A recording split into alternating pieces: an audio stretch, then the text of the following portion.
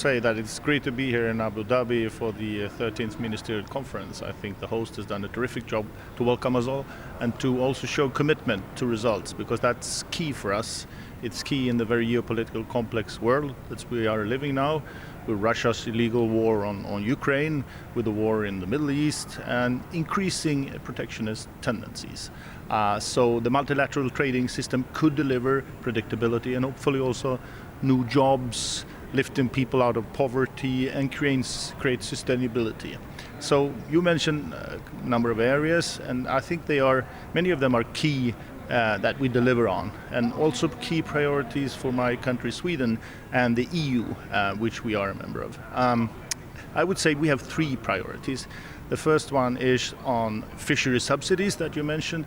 We need to get a result to have sustainable fish stocks. We were quite close at the last ministerial meeting. We now need to deliver on that. That's the only negotiating area which is related to these sustainable development goals. And every man on the planet needs it. And we're quite close, I think. We see the perspective of a landing zone, and I hope that we can deliver on that. Another area that you mentioned is the dispute settlement. We need really to restore a fully functioning dispute settlement understanding. There's some member states who have had difficulties. It's an election year in many countries. We need to understand that. But I think also here we have a possibility to at least maintain what we achieved in the last ministerial conference and hopefully move in a more progressive, concrete direction as well there.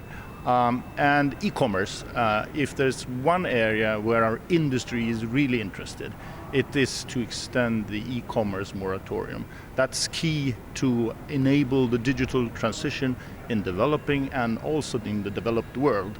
And I think it would be a huge setback for the WTO and for the multilateral trading system, which is supposed to deliver new market access, if you instead put up new barriers to trade. That would not be a good sign. So I hope really that we can achieve the extension here.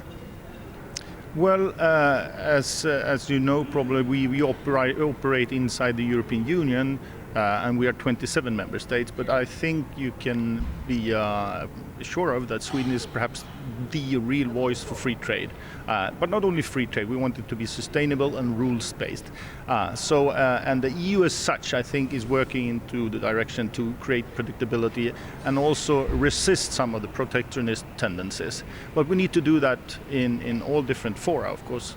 Here we discuss the multilateral trading rules. We also do it in the bilateral and regional trade agreements. And so we negotiate with even the Gulf countries and with the Mercosurs and others.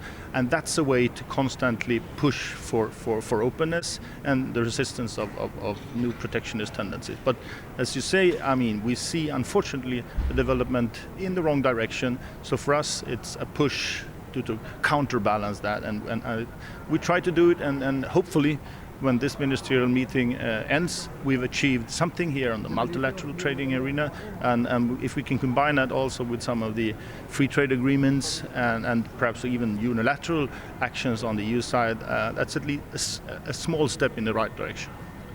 With the yeah, I mean, we've been going on for a long time. The United Arab Emirates is one of the countries who has been perhaps most interested, and in the current context, it's a negotiation going on between the EU and the GCC. But I don't exclude the possibility of us moving with individual countries if there's no progress on a more regional platform.